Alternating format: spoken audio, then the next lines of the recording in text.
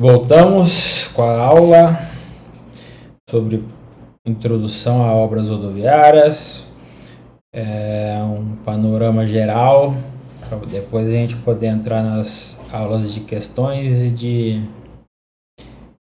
aprofundamento em conteúdos específicos.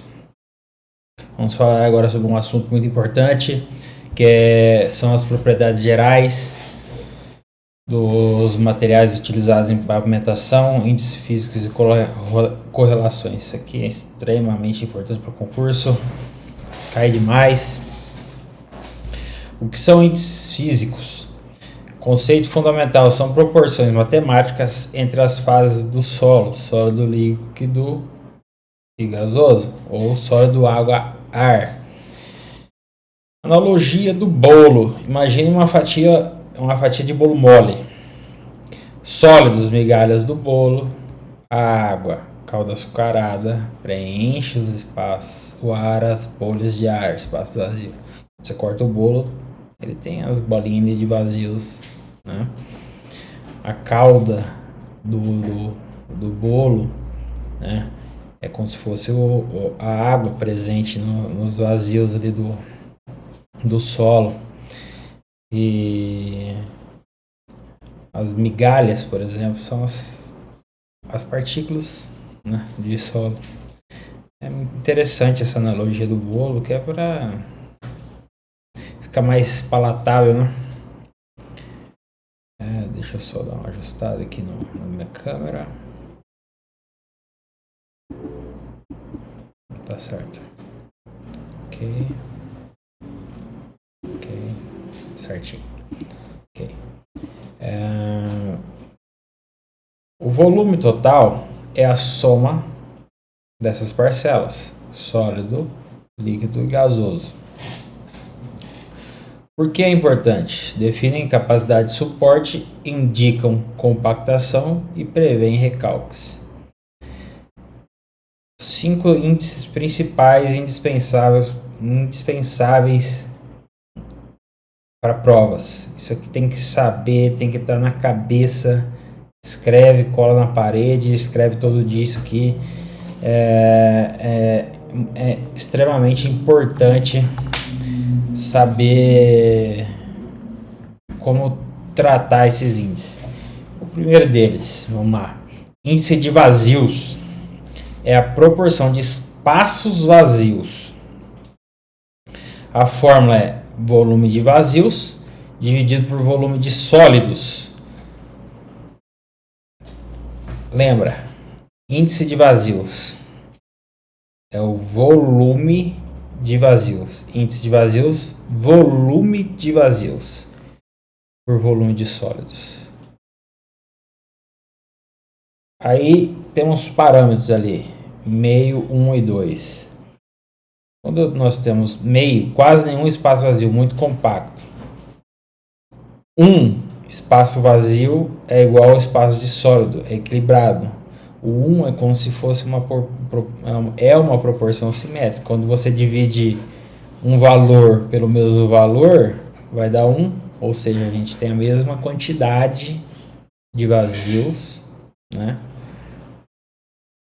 E quando esse número começa a ficar acima de 1, a gente tem um número de vazios maior do que de sólidos.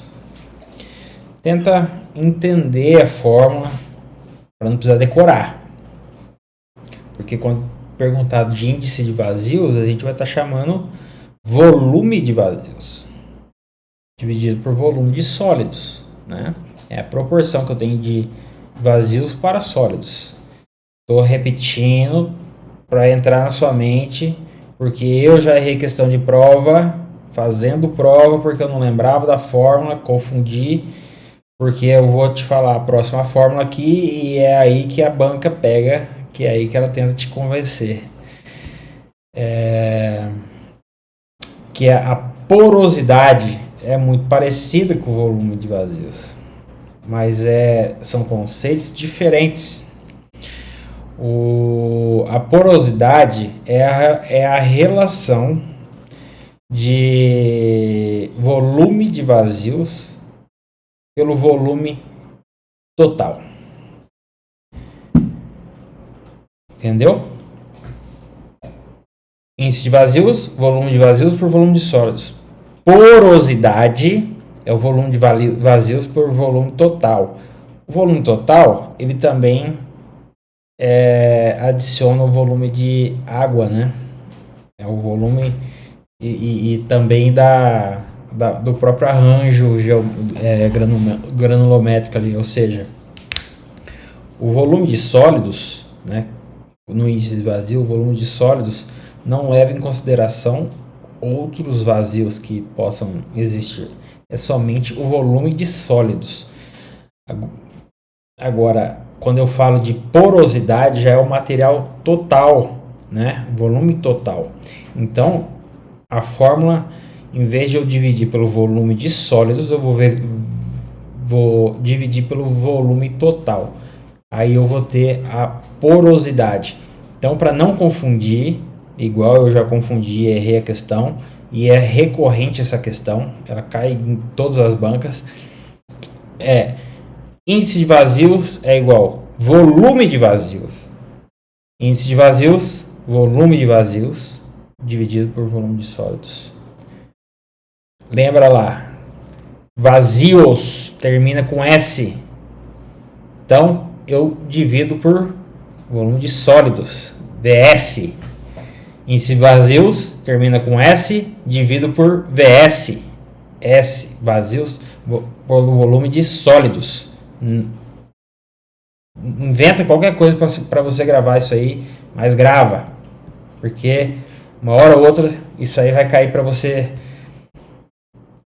e você vai querer ficar com dúvida, mas agora não vai ficar mais, porque você vai lembrar de mim falando. Índice de vazios é volume de vazios pelo volume de sólidos, porque vazios tem S no final. Então, índice de vazios, volume de vazios por volume de sólidos. A interpretação, a gente sabe que é uma relação de proporção. Então, se eu tenho menor que 1, quanto mais próximo de 0, eu vou tendo menos vazios. Quando maior que 1, eu vou tendo mais vazios. A porosidade, no entanto, é o volume de vazios pelo volume total, né? Considero todo o volume, levando em consideração umidade, arranjo e tudo. Também é uma proporção, então a gente tem ali que 30% é bom, 40% aceitável, 50% frouxo. Você pode ver que a relação é um pouco menor, a proporcionalidade, porque é um volume total não só de sólidos, então acaba que leva em consideração outros fatores junto, por isso que a proporção diminui um pouco. Teor de umidade. O teor de umidade nada mais é do que a massa de água pela massa de sólidos. Massa de água pela massa de sólidos. Teor de umidade. Massa de água pela massa de sólidos.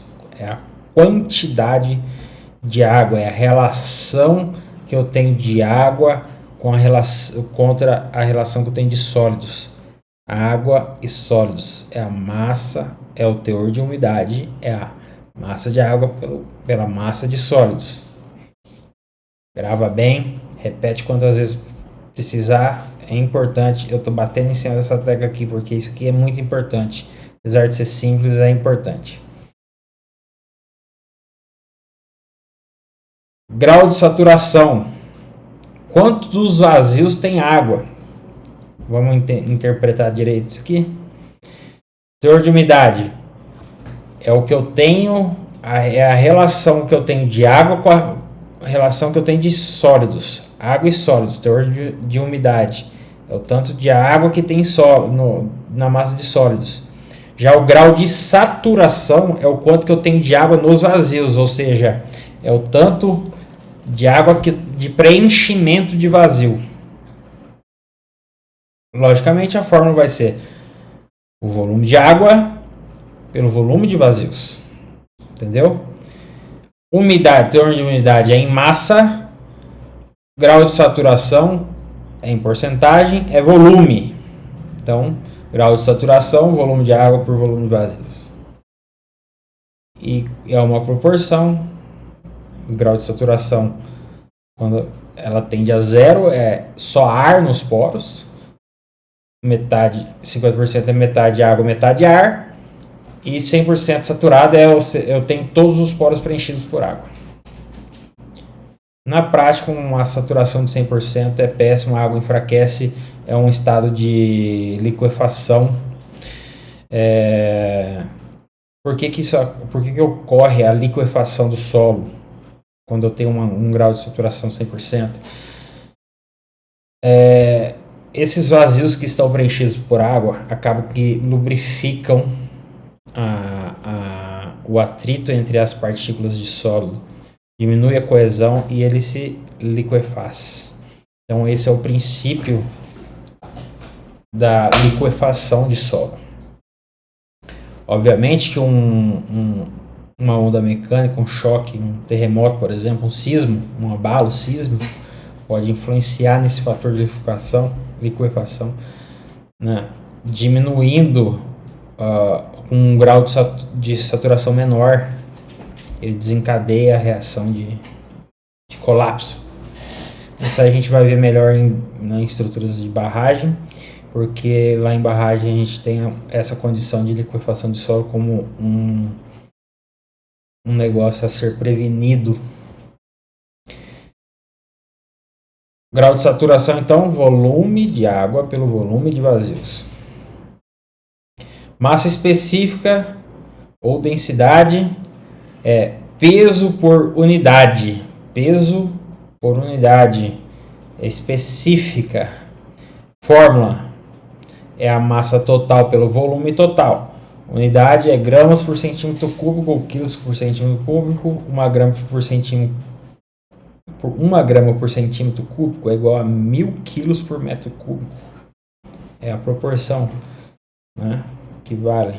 Tem infinitas questões que pedem para você só fazer a transformação das unidades. Valores típicos. Isso aqui também é muito cobrado em provas que tem cálculo de traço de concreto. Porque o traço de concreto pode ser em volume, pode ser em massa. E aí entra a questão da areia seca, argila úmida, cascalho compactado e água. São os principais aí, a areia e água, né? E a brita também, consequentemente, que aqui está chamando de cascalho, mas também a brita é esse valor. Na hora de fazer o traço de concreto é utilizado esses valores aí. Geralmente a questão mas você tem que entender de onde que sai esse valor, né? Que é a massa total pelo volume total. O que isso quer dizer?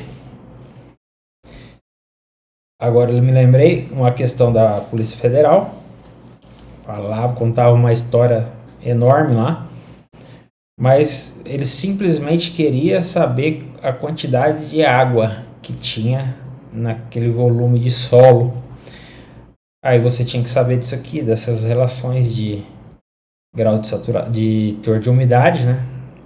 Ele dava lá um volume X lá de solo, vamos supor que seja 10.000 metros cúbicos de solo, deu, se eu não me engano, o teor de umidade.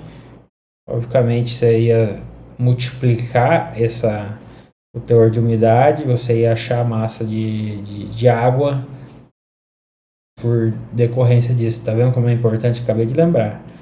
Prova de perito criminal, Polícia Federal, tinha uma questão para aplicar esses conceitos aqui. Então, parece bobo, mas não é. Cai em questão de concurso de alto nível, é simples de acertar, desde que você tenha os conceitos bem definidos na mente. Agora começa uma brincadeira aqui, que é a questão da Polícia Federal, era mais ou menos uma brincadeira dessa, relacionando os índices para você achar, se eu não me engano, era a massa de água.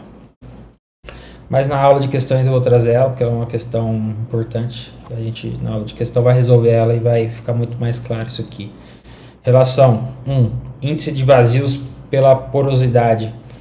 Qual que é a relação nela que tem?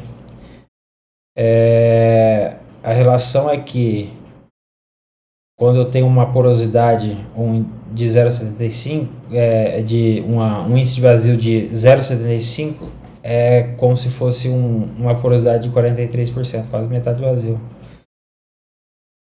Compactação, vou passar meio rápido nisso aqui, porque é mais difícil de gravar tão diretamente assim. Nas questões depois vai ficar mais fácil de gravar e também vão ter mais contexto do que simplesmente falar. Mas vamos lá. Compactação vezes capacidade de suporte.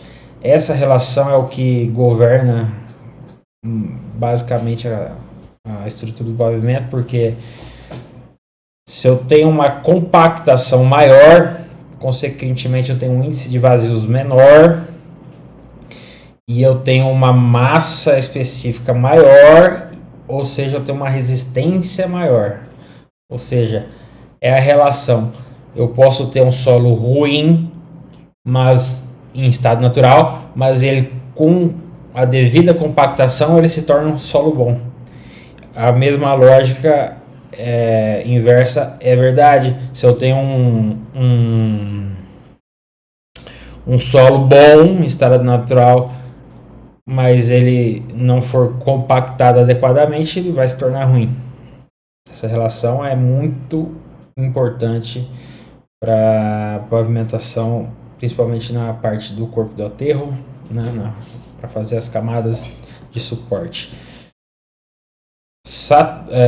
Umidade vezes resistência. A gente tem a umidade, a água, na verdade, como um inimigo da pavimentação, da construção civil, porque a água ela é essencial, mas ela em excesso é uma das coisas que mais causam patologias. Então é crucial termos a quantidade exata de água nos processos que vamos fazer. Aqui, como estamos falando de compactação, se refere à umidade ótima de compactação.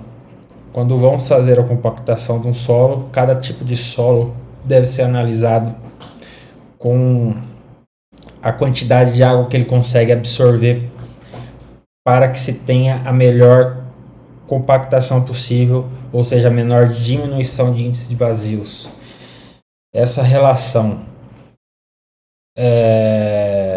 pode ser expressa como, tipo, se eu tenho um solo muito seco, a umidade ótima muito baixa, é difícil de compactar, eu tenho um índice de vazios muito grande. Se eu estou com uma umidade ótima próximo ao teor ótimo de umidade, eu tenho a máxima densidade daquele material, porque eu tenho uma maior compactação e menor índice de vazios. Se eu tenho ele muito úmido, é aquela situação que eu começo a preencher os vazios com água. Como a água é um material que não é compressível, ela acaba tomando lugar ali na hora de fazer a compactação, ela acaba ficando confinada ali e posteriormente, após aliviar as pressões de compactação, até mesmo por capilaridade posteriormente, essa água vai sair dali de dentro daquele solo e vai criar índices vazios e consequentemente no futuro teremos problemas de recalque, de infiltração mais acentuado. Relação de saturação e problemas. Uma saturação de 100% água, como as coisas se encaixam. 100% água reduz o atrito entre as partículas. Consequentemente, a gente leva em consideração que pode reduzir de 30% até 50% na capacidade de suporte do solo, se eu tenho uma saturação desse solo. Por isso a drenagem no pavimento é tão importante. Volto a repetir, essa aula não tem o intuito de resolver questões. O intuito dessa aula inicial é contextualizar tudo que a gente vai estudar e posteriormente ficar mais fácil de acertar questões, não só decorando parâmetros e índices e fórmulas, porque isso é inviável, você vai esquecer. E se você contextualiza, você faz um link, uma relação lógica entre os assuntos e posteriormente fica fácil de você retornar assuntos na memória, ali na hora da prova te salva muito, numa discursiva te salva muito. Aplicação prática em obra. Cenário: você compactou uma camada de areia. Para aceitar, precisa verificar densidade, umidade e índice de vazios. Decisão. Vamos lá. Se a massa específica aparente maior ou igual ao especificado e a umidade dentro da tolerância, aceitar. Se a massa específica for menor que o especificado, deve-se rejeitar, refazer a compactação. Impacto: a massa específica 10% menor é igual a uma capacidade de suporte reduzida entre 20% e 30%. Recalques aumentam de 2 a 3 vezes, vida do útil do pavimento reduz pela metade. Vocês entenderam bem isso aqui? 10% apenas de variação na massa específica trouxe uma redução de 20 a 30% na capacidade de suporte, o que trouxe um aumento de 2 a 3 vezes na incidência de recalques.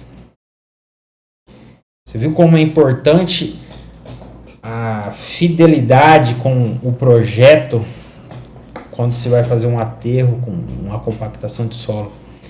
A densidade de campo nesse material era de 1,71 a 90% de Proctor. Depois a gente vai estudar os ensaios de compactação Proctor, normal, intermediário e modificado. Foi questão do TCMS, super simples de responder na prova, mas se você não tivesse ligado, você não ia ter condição de responder. Aqui foi utilizado um frasco de areia ou densímetro nuclear. Enfim, vamos passar essa fase, porque é aquela questão de que eu falo de decorar, não vai levar a nada, sendo que o que tinha de relação mais importante a gente fez aqui, que foi avaliar que no final uma variação da massa específica trouxe uma consequência tão drástica. Propriedades físicas e mecânicas de solos rodoviários. Características fundamentais para comportamento em pavimentação. Aqui a gente vai falar um pouco sobre como se comporta ali os solos utilizados os parâmetros ali que a gente tem que observar. Permeabilidade. Deixa a água passar? Definição: permeabilidade é a capacidade do solo de permitir o fluxo de água através de seus poros. Importa que determina a taxa de drenagem, afeta a estabilidade e influencia na resistência. O coeficiente de permeabilidade é expresso em metros por segundo, ou seja, a distância que ele anda pelo tempo. Uma areia grossa, por exemplo, tem um coeficiente de permeabilidade de 10 a menos 3 metros por segundo. Ou seja, é muito permeável, a água passa rápido. Já uma argila, nós temos um coeficiente de permeabilidade de 10 a menos 9 metros por segundo. É praticamente impermeável, a água fica presa, porque chega uma condição em que a tensão superficial da água ali e a tensão de atração entre uma partícula sólida e uma partícula de água fica tão próximo, fica muito forte, a água fica retida ali, não desce. Essa é a condição de impermeabilização. A lei de Darcy, se você quiser falar, é importante aqui, é importante na hidráulica, é importante em barragens, é importante em vários outros assuntos, é importante essa fórmula, tá bem consolidada na cabeça, é uma fórmula coringa, ela vale em várias ocasiões. Em gradiente hidráulico é usado isso aqui, fluxo de linhas equipotenciais de percolação de água, essa fórmula é utilizada e é muito importante e é muito simples. É basicamente você multiplicar o coeficiente de permeabilidade que você tem pelo gradiente e pela área. Gradiente nada é em função da camada que tem que passar. Implicação em obra. Base e subbase devem ter um coeficiente de permeabilidade alto para drenar a água que infiltra das camadas superiores e também para drenar a água que só ascende por capilaridade ali, ou um aumento do nível do lençol freático, para que não atinja as camadas de suporte e não tenha redução da capacidade de suporte, como a gente viu ali, um grau de saturação caía pela metade da capacidade de suporte. Então é importante usar materiais granulares permeáveis nas camadas, principalmente de base e de subbase, para que se tenha uma drenagem eficiente. Capilaridade, a água sobe sozinha?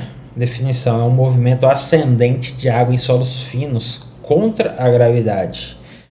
O mecanismo é a tensão superficial da água mais atração com partículas finas.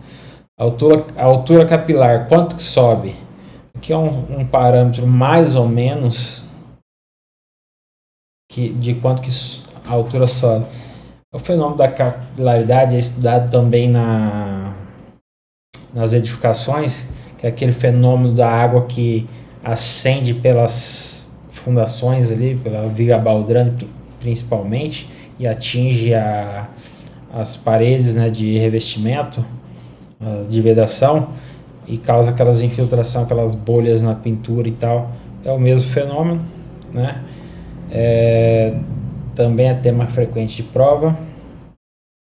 Areia grossa ali, ela pode subir até 10 centímetros. Nada, né? Areia fina até 50 centímetros. O silt até 100 centímetros, 1 metro. Argila pode subir até 3 metros por capilaridade. Tá vendo? Como a argila não é legal para pavimentação. E por isso que tem que ter aqueles 2 metros de solo bom ali e de nível freático, para que essa água não ascenda por capilaridade e acabe afetando a capacidade de suporte. Consequências, né, aqui, ó, problema crítico: se o nível freático está a 3 metros de profundidade, mas a altura capilar é de 2 metros, então a água chega até 1 metro de profundidade em relação ao nosso nível. Consequência: reduz capacidade de suporte de 20 a 50%, favorece expansão de argilas, causa pavimentos bombados, manutenção frequente. Solução: quebra capilar com brita graduada, de 10 a 20 centímetros. Você vai fazer um colchão drenante ali no seu pavimento. Essa água vai tentar ascender, ela vai encontrar essa camada drenante e vai acabar se dissipando. É muito utilizado isso aí. Com esses, por isso que é chamado de base granular, é para evitar esse tipo de problema. Compressibilidade reduz o volume. Definição: reduz de volume de solo sob aplicação de cargas. É a redução de volume de solo sob aplicação de cargas. Essa é a compressibilidade. Ela pode ser elástica, plástica ou consolidada. A elástica é aquela reversível, né? Recupera depois que a gente remove a carga. A plástica é aquela deformada.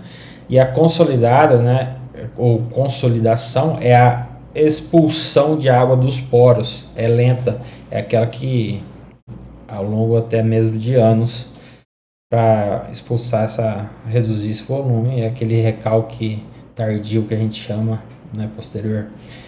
Índice de compressão: solo arenoso, argiloso, turfeira. Só para você ter um parâmetro, a turfa é extremamente compressível, maior que 1. Problema em pavimento: recalques diferenciais, trincas e fadiga. Recalques de 2 a 5 centímetros é um dano permanente, crítico em solos moles, turfeiros e orgânicos. Solução: substituição, pré-consolidação, reforço com geotêxtil ou estabilização química, né? Elasticidade, que é o que recupera a fórmula. Temos o módulo de elasticidade, que é tensão e deformação, muito utilizado. Aqui a gente Eu ia passar rápido, mas agora eu lembrei, porque é questão de prova, esses modos de elasticidade nas camadas do pavimento. Solo arenoso é de 50 a 200 MPa, solo argiloso de 20 a 100 MPa e concreto de 25.000 a 35.000 MPa. É muito alto. Quando a gente se trata de um pavimento rígido, que é o pavimento de concreto, nós temos esse modo de elasticidade, ou seja, ele é praticamente indeformável a olho nu. Já um pavimento asfáltico, ele vai chegar aí a 100 MPa, 150 MPa. Não dá nem para comparar um com o outro, né? Modo resiliente, rigidez sob carregamento cíclico. Esse é um ensaio, o modo de resiliência é um ensaio que está sendo muito utilizado, ensaio triaxial dinâmico. Ele é utilizado hoje na pavimentação no método Medina. É um ensaio que mede as deformações do corpo por inteiro, né? É aquela que usa o coeficiente de Poisson, por exemplo. O módulo resiliente é tensão desviadora pela deformação recuperada, valores típicos entre 20 e 500 MPa, depende do solo. Importância rodoviária. Maior módulo resiliente é igual a menor deflexão, é um pavimento mais rígido, afeta a espessura de camadas do dimensionamento. Lá no método Medina, quando a gente estiver tratando de dimensionamento de pavimentos, a gente vai ver o método triaxial, o módulo resiliente. É muito importante saber o que isso significa. Varia com pressão confinante, amplitude de carga e umidade. Contratilidade é encolher ao secar, reduz o volume do solo ao perder água. É aquela situação onde a gente ultrapassa a umidade ótima do material na compactação, os índices de vazio, os vazios começam a ser preenchidos por água, e quando essa água começa a sair, acontece isso aí. O solo encolhe, ou mais tecnicamente reduz o volume. Problemas em pavimento: solos contraem em épocas secas, criam vazio sobre o pavimento, perda de suporte, causa fundamentos e trincas, aumenta o custo de manutenção. Crescimento de fissuras típicas, padrão hexagonal, poligonal, profundidade de 30 a 1 metro, espaçamento de 1 a 5 metros. Controle: manter umidade adequada, mais drenagem, mais geotexto. Para você ver com que pavimentação não é só você jogar a terra lá e passar com o trator em cima, o rolo compactador. Alguém estudou muito até chegar nesses parâmetros e saber o mínimo que tem que ser feito. Expansibilidade: incha ao umedecer. Definição: aumento de volume de solo ao absorver água. É a questão da expansão, que eu já falei lá no CBR, no índice de suporte Califórnia, a gente mede a expansão do solo. Argilas com minerais expansivos, esmicita, Monte Moro, isso aqui é muito frequente, essa Monte Morilonita. Monte Morilonita é muito frequente a aparição dela, ela é extremamente expansiva. Indicadores: alto índice de plasticidade, cor vermelha marrom intensa, laterita, né? Origem tropical, classificação expansão. Um solo com baixa expansão é 1%. A gente vai ver aqui nas camadas dos pavimentos. Para o subleito a gente tem que ter uma expansão menor que 2%. Para o reforço do subleito, consequentemente, também menor que 2%. Para a subbase, a gente tem que ter já 1%, menor que 1%, e para a base, menor que 0,5%. Esses 4 valores é extremamente importante ser memorizados. O valor de expansão para base, subbase e subleito, né? Que é fácil de decorar, que é meio, 1 e 2, respectivamente. Meio, 1 e 2, base, subbase e subleito. O que influencia a expansão? Problemas críticos, levantamento do pavimento, é um bombeamento, né? Porque vai expandir, vai fazer deformar. Trincas no padrão errático, perda de capacidade de suporte, deformação permanente, rutting. Soluções técnicas, substituição por solo adequado, estabilização com cal, estabilização com cimento, isolamento com geotêxtil, mais impermeabilização, para evitar que essa umidade chegue lá.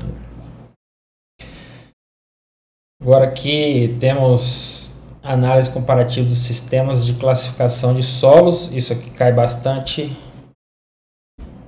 É importante você saber distinguir um do outro. E eu vou ensinar aqui,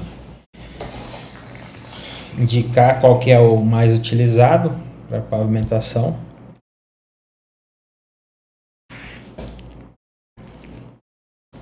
Esse sistema TBR, que é o americano, que tem como base a granulometria, os limites de Attenberg, né, que é limite de liquidez, limite de plasticidade e índice de plasticidade, elas agrupam nos grupos de A em um número, tipo A1, A2, A3, A4, A7 e A8. Basicamente segue um padrão parecido com os outros, mas é esses padrões de A1, A2 e A3 e até A8. Desvantagem é menos detalhado, não diferencia bem os solos similares, né? E para pavimentação simples ele é utilizado, ele foi muito utilizado no Brasil também. Acabou sendo substituído por outros, pelo DENIT, pela dificuldade que se tem aqui no Brasil na classificação dos solos tropicais, né, que ele é mais chatinho. O Brasil também é um continente muito grande e tem muito variação de solo. Sistema SUCS, Sistema Unificado de Classificação de Solos. Esse aqui é FGV adora, é um tema muito cobrado na FGV. Quando tem geotecnia na prova, no edital, isso aqui vai cair. Que é desenvolvido para engenharia civil, geral, barragem, fundação. Tem como a base de classificação gráfico de plasticidade e casa grande mais granulometria. São 15 categorias. Aplicação em obras gerais. Vantagem é muito detalhado, preciso e internacionalmente aceito. A desvantagem é que ele é mais complexo, requer gráfico de plasticidade e é menos prático em campo. Você vai ver também porque ele é em inglês. A primeira letra trata do tamanho dominante. A gente vai ter ali pedregulho, areia, silt, argila e orgânico. As letras na frente G, S, M, C e O, consequentemente, são as letras em inglês das iniciais. S de sand, que é areia. C de clay, que é argila. M de silt, que é mal,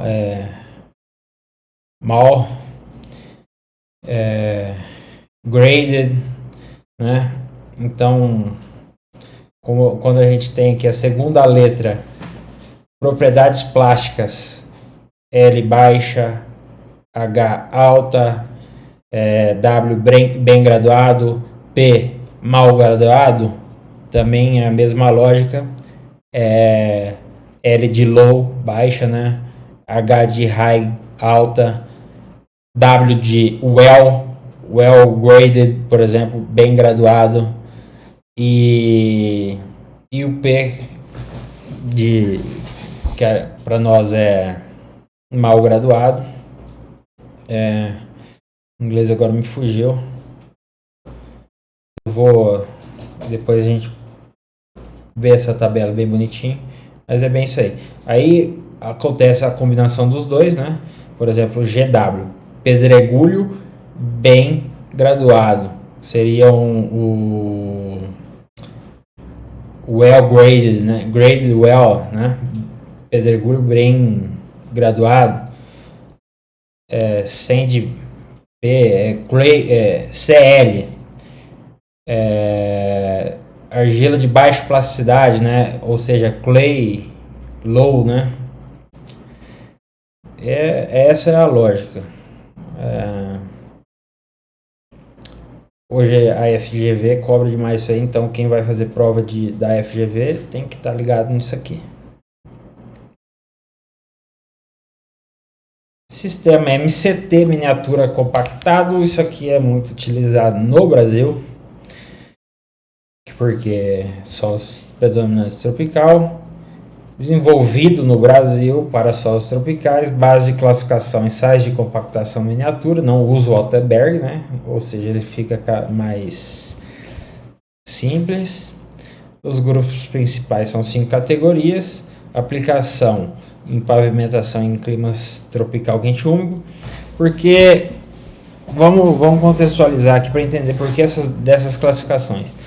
A origem da engenharia rodoviária, principalmente de pavimentação, é nos Estados Unidos, né, que é a referência, principalmente o CBR aí, que é o California Bay Ratio, foi desenvolvido lá na Califórnia, nos Estados Unidos, e consequentemente tudo que se tem sobre pavimentação foi iniciado lá. Então, quando se trouxe as tecnologias para o Brasil, ao longo do tempo teve que ir se adaptando às condições do Brasil, e esse sistema MCT é uma dessas adaptações para solos tropicais, visto que lá nos Estados Unidos não tem esse tipo de solo. Então, vantagem específica para solos tropicais, correlações com comportamento real prático. Desvantagem, requer ensaios especiais, menos conhecido internacionalmente e é mais caro também, mas atende melhor o solo brasileiro. Por quê? Porque nós temos aqui a predominância do solo laterítico, né? Laterítico arenoso, laterítico arenoso variante, laterítico argiloso, não laterítico siltoso e não laterítico arenoso. As questões que eu já vi sobre esse assunto falavam sobre, não pedia essa classificação inteira, mas pedia para você falar do solo laterítico. Quadro comparativo rápido. Porque basicamente as classificações que caem em questão, geralmente eles falam assim, solo laterítico e não laterítico. Não adentra tanto específico assim, com argiloso, arenoso. É mais para você falar se é laterítico ou não. Então, na dúvida, você fala que é laterítico.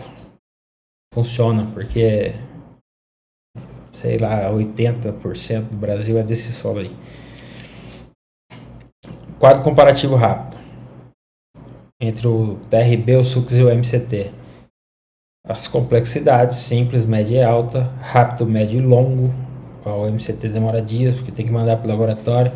Precisão, boa, excelente, excelente. Uso em campo, fácil, difícil, difícil. Aplicação principal, pavimentos, obras gerais e pavimentos tropicais. Correlação com o CBR, boa, boa, excelente, o MCT. E aceitação internacional, o MCT não é tão aceito porque é só para o Brasil, né? Fluxo de decisão para saber qual que eu uso. Perguntam, é um solo tropical? Vai logo pro MCT, né? É desenvolvido para cá. É para pavimentação rodoviária? MCT.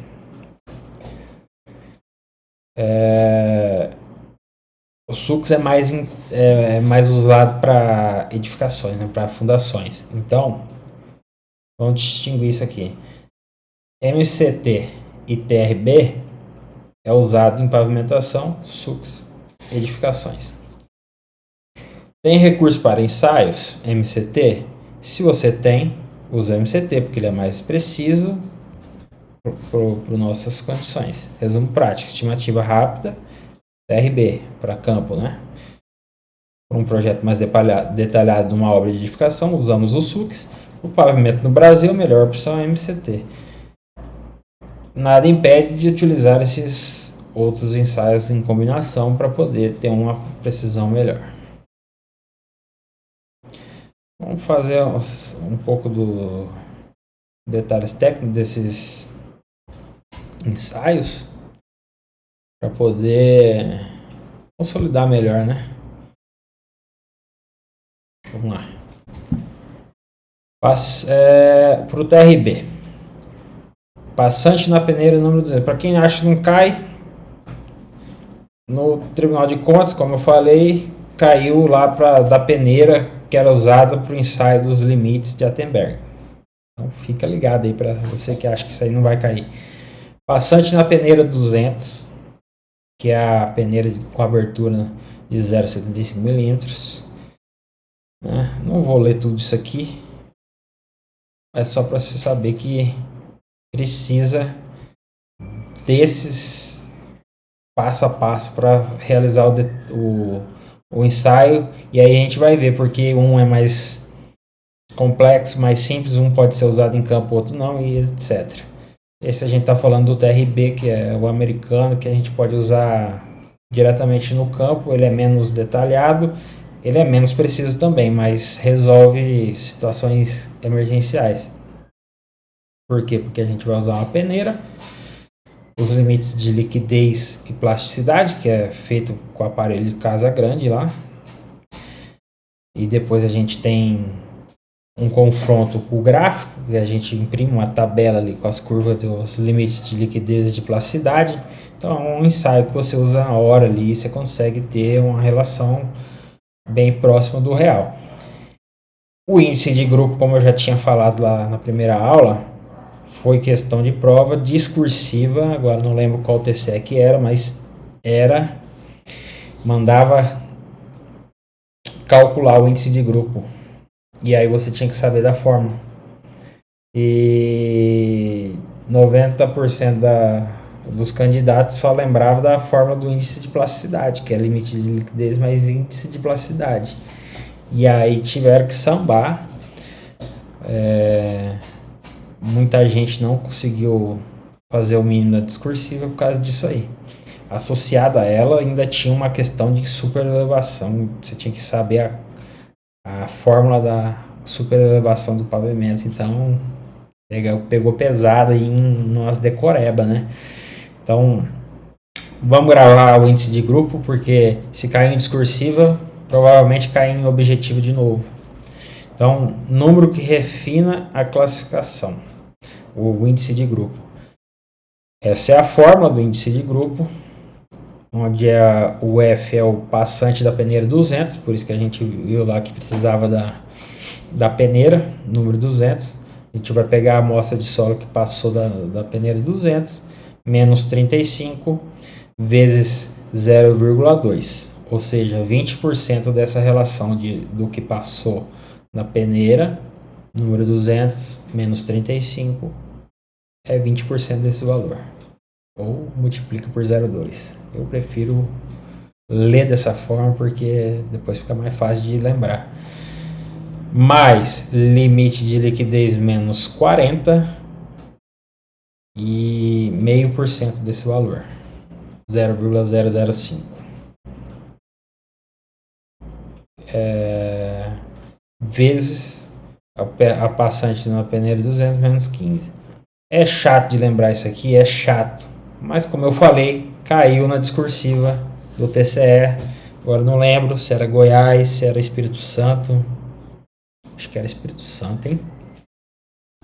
Mas enfim, depois na aula de questões, essa discursiva vai estar lá. E eu vou te mostrar que esse assunto é importante. Índice de grupo igual a 0 é excelente, índice de grupo de 1 a 2 é muito bom, índice de grupo de 3 a 4 é bom, índice de grupo maior que 4 regular é péssimo. Eu já fiz uma questão que pedia justamente essa classificação aqui, para você identificar a partir do número do índice de grupo qual era a classificação dele.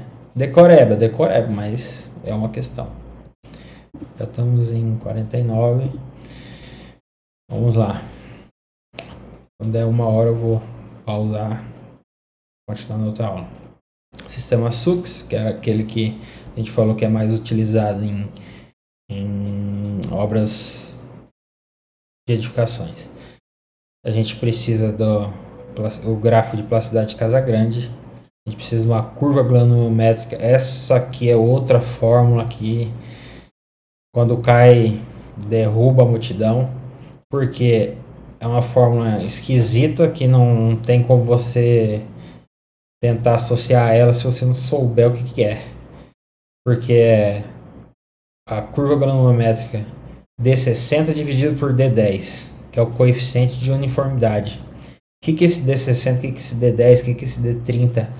É o quadrante lá no gráfico, numa tabela que tem do material passante.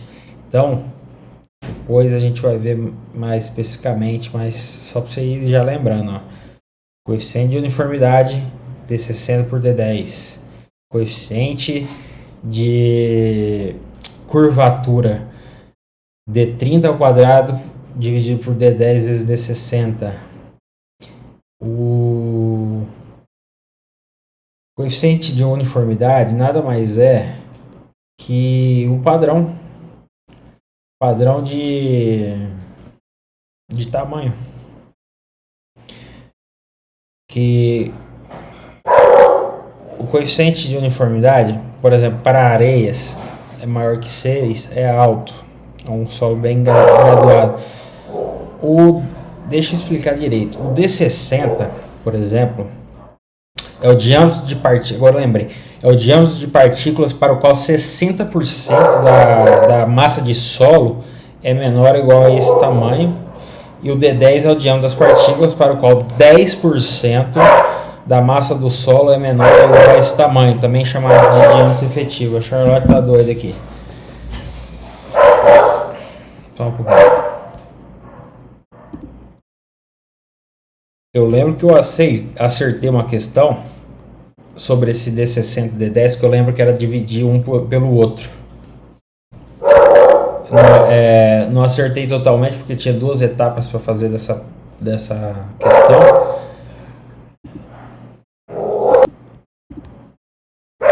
A Charlotte chegou a gente aí, tá latindo. Então,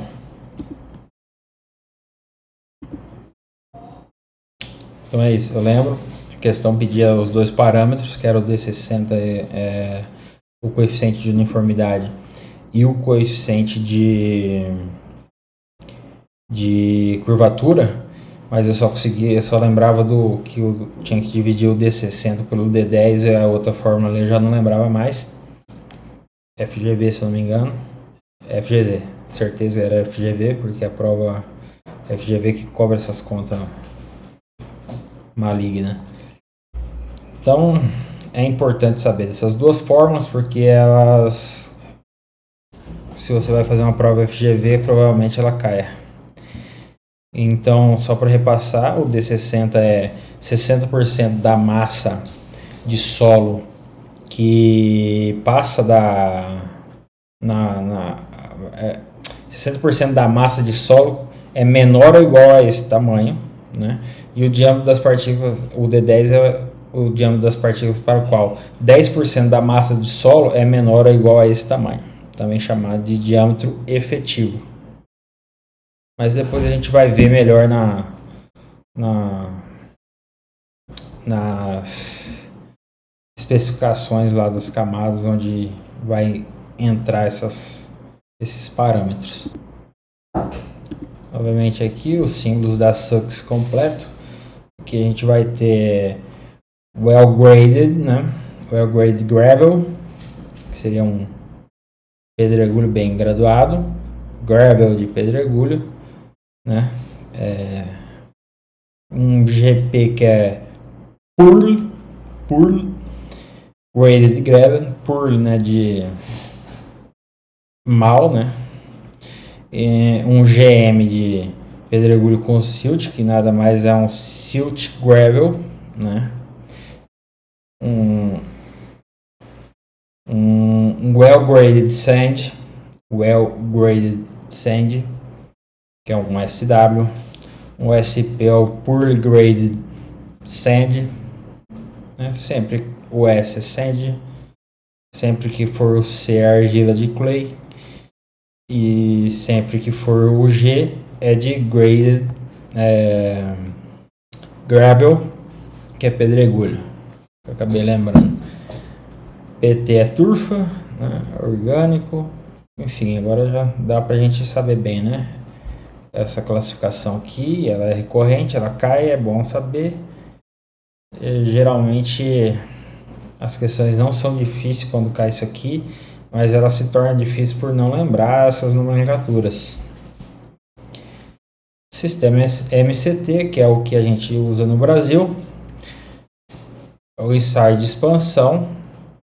Compacta a amostra em cilindro pequeno, imerge em água por 24 horas, mede expansão vertical, o resultado é o coeficiente C', de 0 a 2, ensaio de contração, absorção de água por compactação, aba de classificação MCT, e os grupos de MCT detalhados, que são os solos lateríticos e os não lateríticos, siltosos e arenosos, que tem vários parâmetros, com seus respectivos CBRs. A vantagem do MCT sobre o SUX ou TRB é a correlação direta com o comportamento em pavimento. Considera expansão e contração e é mais preciso para solos lateríticos. O que é essa correlação direta? Por causa do CBR, né? Você já consegue especificar se o material vai precisar de um melhoramento químico, uma estabilização química, se vai precisar de uma troca de material, etc. Aqui tem um fluxo de decisão, qual usar, mas isso aqui não é tão importante assim. Aqui está um gráfico de plasticidade de Casagrande, né? Lá, clay e mol aqui, né? Da zona de plastificação, zona de liquidez, que nós temos a passagem do ponto, né? Bem nessa reta aqui no limite de liquidez igual a 50, por exemplo. Temos a passagem do estado semissólido para o líquido. Enfim, nunca vi cair esse gráfico, não para interpretá-lo, né? Mas já vi cair dos índices, né? Desses valores LL50, o índice de plasticidade 0,73, de LL-20. Então, muitos parâmetros para lembrar. A de classificação MCT. Tá vendo? De acordo com aquelas fórmulas lá do índice de vazios e o índice, o coeficiente, C' lá o E', a gente traça aqui uma linha e descobre qual que é o tipo de solo, né, na interceptação. Dito isso, a gente passou pela parte mais chata da caracterização da geotecnia. É chato demais, eu acho, porque é muita decoreba e muita informação e coisa difícil de lembrar.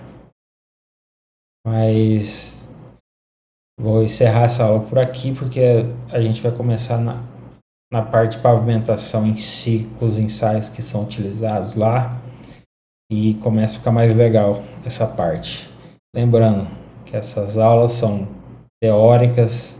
Aulas teóricas costumam ser um pouco mais maçante, mas é interessante assistir essas aulas para você ter um embasamento, um fundamento para responder eventuais discursivos e também para eliminar respostas erradas de alternativa de questões. Dito isso, te espero no próximo vídeo, onde a gente vai começar os ensaios de laboratório e compactação.